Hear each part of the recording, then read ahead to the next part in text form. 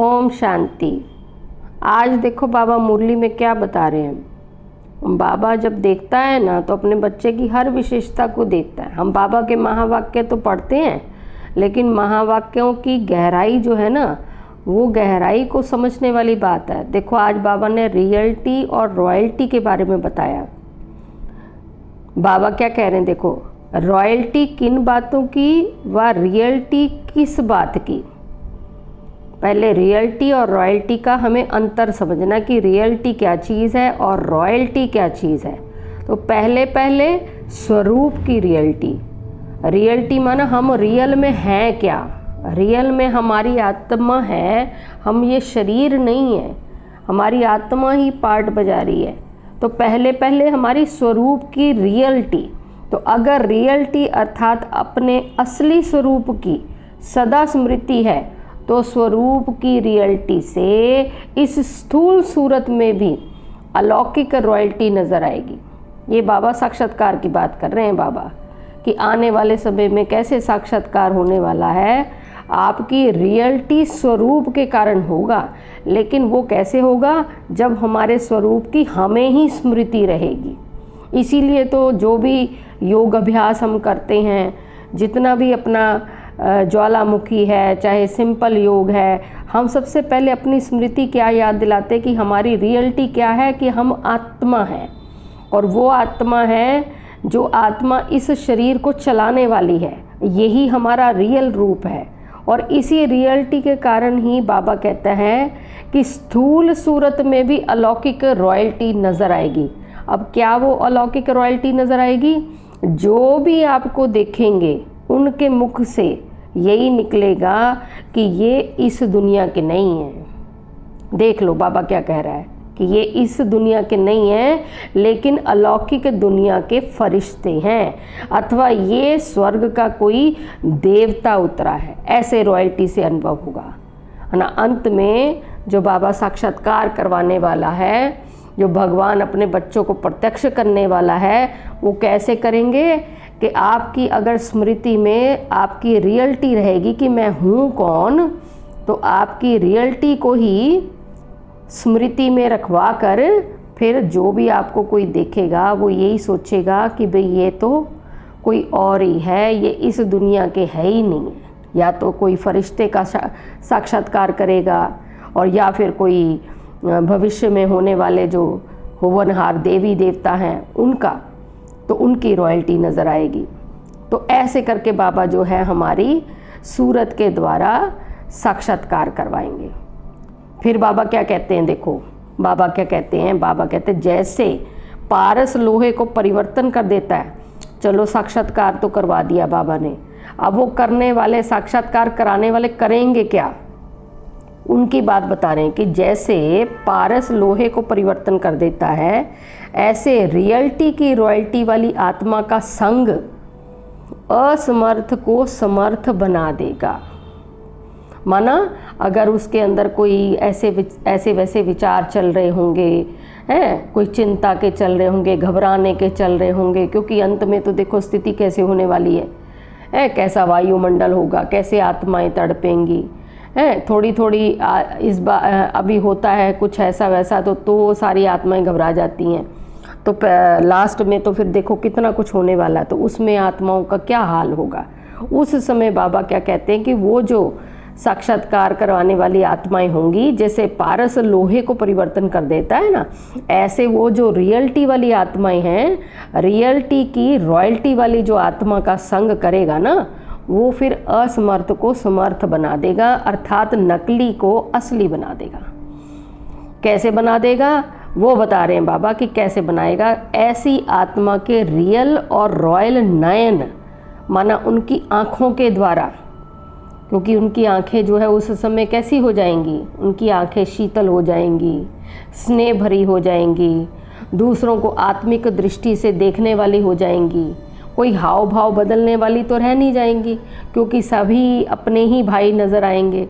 सभी हमारे अपने भाई, अगर कोई दुखी हैं तो उनके लिए स्नेह भाव, शुभ भावना भाव, सहयोग की भावना का भाव ये उत्पन्न हो जाएगा ना। तो इसलिए बाबा कहते ऐसी आत्मा के रियल और रॉयल नैन रॉयल नयन अर्थात दिव्य दृष्टि जादू की वस्तु समान काम करेंगे। जैसे कोई जादू की चीज़ होती है ना, जैसे वो जादू की चीज़ से क्या होता है, चेंज हो जाती है, दूसरी चीज़ चेंज हो जाती है। ऐसे ही बाबा कहते हैं तुम्हारी दृष्टि जो है वो ऐसी हो जाएगी। ये जो महावाक्य सुनने वाले बच्चे हैं ना, ये जो पढ़ने वाले बच्चे हैं, जो इस समय ये महावाक्य सुन रहे हैं, क्योंकि ये बाप दादा के डायरेक्ट महावाक्य हैं, ये आप पढ़ भी रहे हो, साथ साथ इसकी डिटेल भी समझ रहे हो, तो ऐसी वैसी बात मत समझो कि आप खाली रह जाओगे। तो ये जैसे ही हमारे अंदर समा जाते हैं तो परिवर्तन होना शुरू हो जाता है। लेकिन परिवर्तन किस किस चीज़ का होता है? मुख का परिवर्तन होता है, नयनों का परिवर्तन होता है, मन का परिवर्तन होता है। तो वो परिवर्तन होने के बाद फिर हमारी ये जो स्थूल कर्मेंद्रियाँ हैं ना, ये बाबा हमें जादू की शक्ति दे देता है। एक तरह से स्थूल कर्मेंद्रियाँ उसी तरह से काम करते हैं जो हमारे अंदर मन की भावना होगी, जो बुद्धि में विचार चल रहे होंगे, जो दूसरों के लिए भाव और भावनाएं बैठी होंगी, वो बाबा ने आज ये पारस और लोहे की बात बताई कि जैसे पारस लोहे को परिवर्तन कर देता है, ऐसे रियलिटी की रॉयल्टी वाली आत्मा का संग असमर्थ को समर्थ बना देगा, अर्थात नकली को असली बना देगा। पहले तो वो नकली थी, यानी देह में रह रही थी, अब अपना असली स्वरूप पहचानेगी है उसके नयन के द्वारा, उस आत्मा के नयन के द्वारा, तो वो भी अपना रियल रूप जान लेगी। तो ऐसी आत्मा के रियल और रॉयल नयन अर्थात दिव्य दृष्टि जादू की वस्तु समान काम करेंगे। अब वो क्या जादू की वस्तु करेंगे कि अभी अभी तो मुक्ति के स्टेज की अनुभूति होगी, और अभी अभी जीवन मुक्ति के स्टेज की अनुभूति। माना मुक्ति माना परम धाम, जहाँ पे आत्मा का घर होता है, आत्मा रहती है, जहाँ पे बिंदु स्वरूप में अपने बाप के साथ, कि भाई अभी हमें घर जाना है। तो क्या अभी अभी तो मुक्ति की स्टेज का अनुभव, और अभी अभी जीवन मुक्ति की स्टेज की अनुभूति, और अभी अभी लास्ट अंतिम जन्म। इस समय लास्ट में हमारा क्या है, भगवान ने जब अपना लिया तो हमारा ये जीवन चेंज हो गया ना। पहले तो शूद्र थे, अब भगवान ने मुखवंशावली हमें ब्राह्मण बना दिया है। तो वो ब्राह्मण आत्मा का भी ये प्रत्यक्ष जो पवित्रता का है ये साक्षात्कार होगा। तो अभी अभी फर्स्ट जन्म का स्पष्ट साक्षात्कार कराएंगे। तो ऐसे ये चार चीज़ें बाबा कहते हैं ऐसे ऐसे वो आत्मा प्रत्यक्ष कराएगी। कैसे कैसे करेंगी कि अभी अभी लास्ट अंतिम जन्म का और अभी अभी फर्स्ट जन्म की स्पष्ट साक्षात्कार कराएंगे। माना सतयुग में जो आपका फर्स्ट जन्म होने वाला है, जैसे श्री कृष्ण की आत्मा के साथ रॉयल फैमिली में जो आने वाले हैं, उनके सखा बनने वाले, या फिर उनके साथ राजा रानी बनने वाले हैं, या बाल गोपाल उनके दोस्त मित्र बनने वाले हैं, या उनके परिवार के सदस्य बनने वाले हैं। तो ऐसे फर्स्ट जन्म का स्पष्ट साक्षात्कार कराएंगे। कौन से वाले? जो अपनी रियलिटी में रहेंगे, अपनी रियलिटी को की रॉयल्टी जान लेंगे कि हमारी है क्या, हम एक्चुअल रूप में अगर आत्मा है तो कैसी वाली आत्मा है। वो कैसी वाली आत्मा क्या है? भगवान को पसंद आने वाली आत्मा है। हम एक्चुअल रूप में सुख स्वरूप, माना सुख देने वाली आत्मा है। हम दूसरे भी भाई बहनों का कल्याण करने वाली आत्मा है। तो ये हमारी रॉयल्टी जब है हमें स्मृति में आ जाएगी तो ऐसा साक्षात्कार होने लगेगा। और क्या साक्षात्कार कराएंगे? अभी अभी परम धाम निवासी आत्मिक स्वरूप का अनुभव कराएंगे। अभी अभी स्वर्ग के सुखमय जीवन का अनुभव कराएंगे, है ना, कि आप अपने स्वर्ग में कैसे कैसे विमानों में घूम रहे हो, कैसे राज दरबार में बैठे हुए हो। और कहीं पर ये साक्षात्कार होगा कि आप अपने नैनों के द्वारा परम धाम का दिखा रहे हो। अपने सेक्शन में आत्मा वहाँ पे पूरे ब्रह्मांड में जो आत्माओं का झाड़ है, तो वहाँ पे आत्मा कैसे अपने सेक्शन में, अपनी जगह पे, अपने स्थान में विराजमान है, अपनी सतो प्रधान स्टेज में विराजमान है। वो परम पिता परमात्मा है जो सबसे बड़ा, जिसे कहते हैं कि जिसकी चमक पूरे ब्रह्मांड में फैली हुई है, उसकी किरणों के नीचे सारी आत्माएं जो हैं अपने अपने स्थान पे बैठी होती हैं। तो वो साक्षात्कार दिखाई देगा। तो इस तरह से बाबा जो है हमें कितनी कितनी बातों का साक्षात्कार करवाएगा। फिर और क्या कहते हैं, और साक्षात्कार क्या होगा? भविष्य राज्य की रॉयल फैमिली, आपके राज्य दरबार में रॉयल फैमिली वाले भी तो होंगे, भविष्य राज्य की रॉयल फैमिली अभी से ही प्रत्यक्ष होती जाएगी। माना इस समय जो ये महावाक्य सुन रहे हैं, पढ़ रहे हैं, और ये पढ़ते पढ़ते उनको अपने जो भी ब्राह्मण बने हुए हैं इस समय बच्चे, वो आपस में उनको पता चल जाएगा कि ये हमारी कैटेगरी का है, ये हमारे ही साथ संगम युग से ट्रांसफ़र होके भविष्य में जाने वाले हैं, देवता बनने वाले हैं, तो उनकी प्रत्यक्षता होगी। तो जो बाप दादा के बोल सुने हैं ना, ये बाबा ने पहले से, देखो बहुत पहले से बाबा ने ये बोल हमें सुना दिए थे कि बच्चे ऐसे ऐसे साक्षात्कार होंगे, ऐसे ऐसे दुनिया में बीमारियां बढ़ेंगी, और ऐसे ऐसे लोगों का कल्याण करने के लिए मैं तुम बच्चों की मदद लूँगा, ऐसे ऐसे प्रकृति भी अपना प्रकोप दिखाएगी। तो ये बाबा ने हमें सारे बोल जो है पहले ही आज आपको पढ़ा रहे हैं। देखो पढ़ो, देखो कि कितने प्यार से बाबा बता रहे कि जो बाप दादा के बोल सुने हैं कि अंत में सब स्पष्ट साक्षात्कार होगा, तो क्या वो दिव्य दृष्टि से होगा, साक्षात्कार में, कि साक्षात रूप में होगा। देख लो, कोई साक्षात्कार ऐसे नहीं है कि अपना सामने अपना टीवी चला के बाबा साक्षात्कार कराएगा, नहीं, आपकी सूरत से साक्षात रूप में होगा। देखो कितनी बड़ी बात है। माना आपका इस समय जो शरीर है वो नहीं दिखाई देगा, जो भविष्य में आप बनने वाले हैं रॉयल फैमिली में, जिस पद में प्राप्त होने वाले हैं, जो आपका दैवी स्वरूप होने वाला है, वो दैवी स्वरूप का स्पष्ट साक्षात्कार साक्षात रूप में होगा। तो इसलिए बाबा क्या कहते हैं कि अभी जल्दी ही हर एक आत्मा अपने रियलिटी द्वारा रॉयल्टी का रूप प्रत्यक्ष रूप में दिखाएगी, क्योंकि इस समय पुरुषार्थ कर रही है ना हर आत्मा।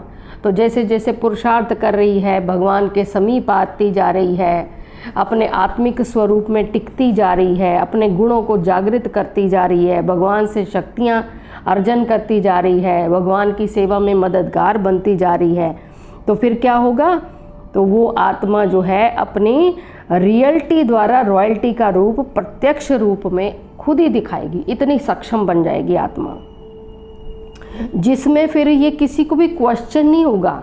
क्या नहीं क्वेश्चन होगा कि ये होगा या नहीं होगा, कोई भी कार्य है, या फिर ऐसे सतयुग आना भी है, नहीं आना है, या ऐसे थोड़ी हमारा सब कुछ चला जाएगा, ये किसी बात में क्वेश्चन नहीं होगा। सबको निश्चय हो जाएगा कि भाई अब तो दुनिया परिवर्तन हो रही है, युग परिवर्तन हो रहा है। इस समय भगवान ने अपनी प्रत्यक्षता के साथ साथ उन देवी देवताओं की जो मंदिरों में स्थापित मूर्तियां हैं, उनको भी साक्षात्कार करा के प्रत्यक्ष करना वो शुरू कर देंगे परमात्मा, और इसलिए किसी को भी इस बारे में क्वेश्चन नहीं होगा। तो फिर बाबा देखो क्या कह रहे हैं, अभी जल्दी ही सारे प्रत्यक्ष देखेंगे, अभी जल्दी ही प्रत्यक्ष देखेंगे कि राजा कौन और रानी कौन, व रॉयल फैमिली वाले कौन। तो बाबा कहते हैं कि हरेक के पुरुषार्थ की विशेषता दिखाई भी देती है, लेकिन जैसे कोई धूल के अंदर हीरा चमकता हो ना, अब कभी स्पष्ट दिखाई देगा और कभी छिपा हुआ नजर आएगा। तो अभी के पुरुषार्थ में चमकते हुए हीरे नज़र ज़रूर आते हैं, लेकिन ऐसे दिखाई देते हैं, और फिर अंत में, अंत अर्थात लास्ट घड़ी नहीं, संगम का अंत अर्थात कुछ समय पहले से ही प्रत्यक्षता शुरू होगी। देखो कितनी बड़ी बात बाबा ने बोल दी है। ये हम फिर से दोहरा रहे हैं कि कैसे बाबा ने ये बात बोली। देखो, हरेक के पुरुषार्थ की विशेषता दिखाई भी देती है इस समय। अभी जो है, अभी क्या हो रहा है, अभी हरेक के पुरुषार्थ की विशेषता दिखाई देती है। माना कोई भी हमें देखता है तो वो कहता है कि ये तो कोई और जीवन जी रहे हैं, ये बच्चे जो हैं किसी और अपना क्या कहते हैं लाइन पकड़ के बैठ गए हैं, पूजा पाठ करते हैं, आध्यात्मिक का अपना अभ्यास करते हैं, मेडिटेशन करते हैं, कि इनकी जो है लाइन अलग हो गई। ऐसे बाबा कहते हैं हर एक के पुरुषार्थ की विशेषता ज़रूर दिखाई देती है, लेकिन कैसी विशेषता दिखाई देती है, जैसे कोई धूल के अंदर हीरा चमकता है, मिट्टी के अंदर हीरा चमकता दिखाई दे रहा, लेकिन फिर छुप जाता है ना, मिट्टी उसके ऊपर पड़ जाती है। तो तो बाबा हमें क्या समझा रहे हैं? बाबा ये समझा रहे हैं कि जैसे वो हीरा धूल में छिप जाता है ना, ऐसे हैं तो हम भी हीरा, आत्मा हीरा है ना एक, लेकिन वो आत्मा का जब पुरुषार्थ हल्का पड़ता है, हल्का कैसे पड़ता है? जब हम किसी परिस्थिति रूपी पहाड़ के नीचे आ जाते हैं, माना किसी के दबाव में या टकराव में आ गए हैं, किसी ने कुछ ऐसी वैसी बात कह दी तो आपका जो है एकदम से स्थिति हलचल में आ गई, मन की स्थिति ऊपर नीचे हो गई, तो ये परिस्थिति रूपी जो मिट्टी है, परिस्थिति रूपी जो धूल है, ये हमारे आत्मा रूपी हीरे के ऊपर आ जाती है। तो उसका बाबा ने ये उदाहरण देके हमें समझाया कि जैसे कोई धूल के अंदर हीरा चमकता है ना, स्पष्ट दिखाई देगा कभी तो, और कभी फिर छिपा हुआ नजर आएगा, ऐसे हमारी स्थिति भी है। जब स्थिति हलचल में आती है तो हम चमकते हुए हीरे भी कभी कभी क्या हो जाते हैं, हल्के पुरुषार्थ के अंदर कभी तो दिखाई देते हैं, और कभी फिर हमें लोग जो है क्या समझते हैं, साधारण ही समझ लेते हैं। तो ये बाबा ने हमें बताया। फिर अंत में अंत, अब अंत में अंत देख लो, अंत में अंत बाबा कौन सा अंत कह रहे हैं? अर्थात लास्ट घड़ी नहीं, माना जब कलयुग का बिल्कुल ही लास्ट हो जाएगा, सारी हलचल मच जाएगी, वो वाली लास्ट घड़ी नहीं, संगम का अंत। अब अगर संगम का अंत समझना है तो साप्ताहिक कोर्स में वो सृष्टि चक्र का ज्ञान दिया हुआ है, तो उसमें आप संगम का अंत समझ सकते हो कि इस समय 87 वर्ष तो बीत चुके हैं और बाकी जो है 100 वर्षों में से कितना समय रह गया। तो संगम का अंत अर्थात कुछ समय पहले से ही प्रत्यक्षता ज़रूर होगी, माना जैसे ही संगम कंप्लीट होने वाला होगा, और इस समय तो वैसे ही संगम का अंत है, तो अब ये हमारे पास कौन सा समय रह गया जिसमें भगवान का कार्य अब संपूर्ण होने को आ रहा है। तो अब यही काम होना है। अब इतने थोड़े से 13 साल तो रह गए हैं। 100 वर्ष का भगवान ने संगम युग बनाया था और 100 वर्ष में से 87 वर्ष तो बीत गए हैं। अब इस अंत में 13 साल में भगवान को ये पूरा विनाश भी करना है, और अपना प्रकृति से मदद लेके अपना विनाश करते हुए सारी आत्माओं को साक्षात्कार भी करवाने हैं, और साथ में अपना जो नई स्थापना हो रही है और उसके भी लिए जो बच्चे हैं अधूरे रह गए हैं या थोड़े कम पुरुषार्थी, उनका पुरुषार्थ भी तेज करना है। तो बहुत सारे काम होने वाले हैं, और 13 वर्षों में कितने भगवान को सारे काम करने हैं। अब आगे आगे देखना कितनी सब नई नई चीज़ें सामने आएंगी। फिर बाबा क्या कहते हैं कि सदा स्मृति स्वरूप रहने से सर्व प्राप्ति का अनुभव कर सकेंगे। अगर आपकी सदा अपने आप को स्मृति रहती है, इसीलिए बाबा कहते हैं कि हलचल में कोई पुरुषार्थ नहीं कर सकेगा। इतनी सारी हलचल होगी, जब बाहर मारकाट होगी, धरती उथल पाथल खाएगी, तब थोड़ी ना हम आत्मिक स्वरूप का अभ्यास कर पाएंगे। अभी से ही भगवान ये मेडिटेशन सिखा रहा है, ज्ञान को सुना रहा है, ताकि अपने रियल रूप को हम पहचान सकें। तो उसके लिए सदा अगर स्मृति हमारी रहेगी ना, तो हमारी सर्व प्राप्ति का अनुभव हम कर सकेंगे। बाबा कहते थोड़े में राज़ी होने वाले नहीं, थोड़े में राज़ी कौन होते हैं? वो भक्त होते हैं। पहले हम भी भक्ति थे ना, तो अब भक्ति का पार्ट तो चला गया, अब तो ज्ञान का पार्ट चल रहा है। तो भक्त बाबा कहते नहीं बनना है, तो भक्त तो नहीं होना, तुम अधिकारी होना। जब भगवान ने अपना बना लिया, नया जन्म दे लिया, नए युग में परिवर्तित कर दिया, हमारा वो माँ बाप है, टीचर है, सतगुरु है, हमें नया नया ज्ञान सुना रहा है, आत्मा को समझा के कितना ऊंचा बना रहा है, ऊंचे दर्जे में स्थित करने वाला है, तो हम तो अधिकारी हो गए ना, वारिस बच्चे हो गए ना। अब हम भक्त थोड़ी रह गए, हम मांगने वाले थोड़ी रह गए, भगवान ऐसा कर दो, वैसा कर दो, हैं हमारी धन की पूर्ति कर दो, बच्चा दे दो, ये कार्य कर दो, है केस जिता दो, ऐसे ऐसे मांगने वाली तो स्थिति रह नहीं गई है हम। अब तो अब हम अधिकारी बच्चे रह गए, क्योंकि भगवान ने हमें खुद अपना बनाया है। अगर खुद अपना बनाया है तभी तो बाबा कह रहे हैं, कितने प्यार से कह रहे हैं कि थोड़े में राजी होने वाले नहीं है, कि भगवान के पास तो असीम शक्तियाँ हैं, असीम गुण है, जिसका कोई अंत ही नहीं है।